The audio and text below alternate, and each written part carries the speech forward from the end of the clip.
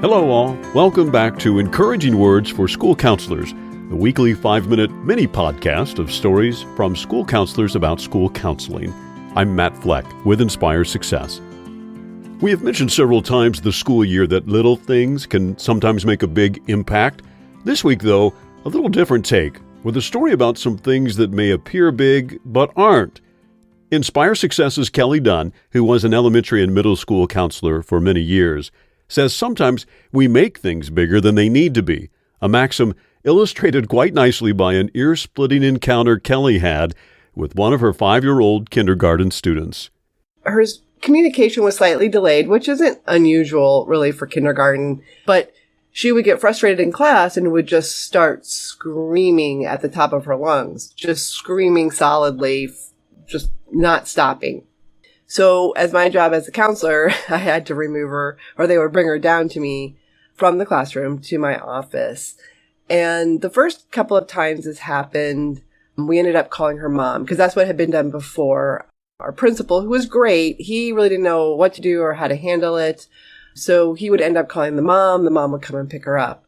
In the meantime, the speech pathologist and I talked because, of course, she worked with the student too. And she was the one who explained that, the student had some communication delays. And really, the two of us were thinking that it was really a matter of this little girl was getting frustrated in class when she had to do something maybe she didn't understand, or she couldn't clearly explain herself or express her emotions. And so she would scream because that was her limited mode of communication to let everyone know she was frustrated. Frustration was definitely the byproduct.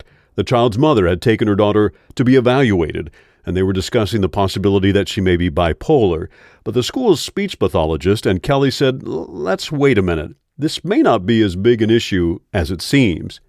So the next time she came, again, screaming. They had to bring her down to me in the office chair with wheels on it, brought her to my room. I just let her scream, and I just sat at my desk and worked and let her know, whenever you're done and you're ready, you could go, we can do something else or do an activity or whatever you would like to do. Of course, she just continued to scream.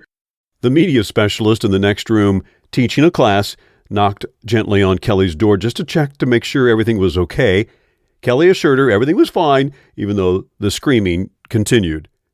At one point, the little girl was taking off her shoes, throwing their shoes, taking off her socks, throwing her socks. I just continued to work and reassured her that everything was fine. She could scream as long as she needed to, and that I was here, and that whenever she was ready to stop screaming, that would be fine too. And so finally she just stopped. And so I asked her if she would like to play a game or do something. And she chose to play a game. And so we did. We got a game out and started to play. And she calmed down. And, we kind of talked about, gosh, that was pretty serious. That seemed like, you were really upset about something. And once she was calmed down and had a chance to kind of acknowledge her feelings, then she went back to the classroom and she was good. And I will tell you that the rest of the school year, I didn't have any more episodes. I would see her in the lunchroom and always kind of check in or wave and see her, but we never had to call her mom to come pick her up again. She never had to leave the classroom to come to me for any huge outbursts like those anymore.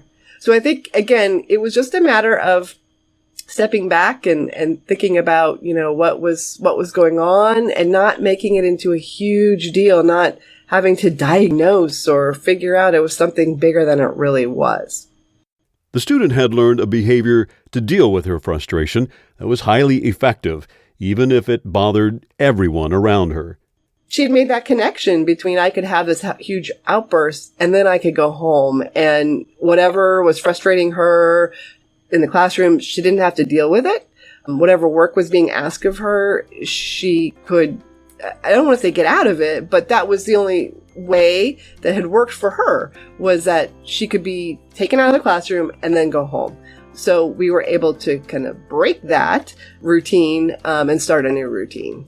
I'll bet the teacher and the counselor and the principal all loved you after that. Yeah. Yeah, I was kind of like the miracle worker, I suppose. Not really. I felt like I was. I thought it was a huge win. Have you had a situation similar to Kelly's? Drop us a note if so. We are always on the lookout for stories of your experiences to share with others. And especially now, as we wind down the school year, we'd love to hear stories related to prom or graduation or another story related to the end of the school year. Send an email to me, matt@inspiresuccess.org, or the light is always on at our online sound booth at inspiresuccess.org/sound booth. I know it's one more thing to do, but we believe these encouraging words are exactly what's needed to get us through each week. So thanks for sharing. Thanks for listening too. We'll see you next week.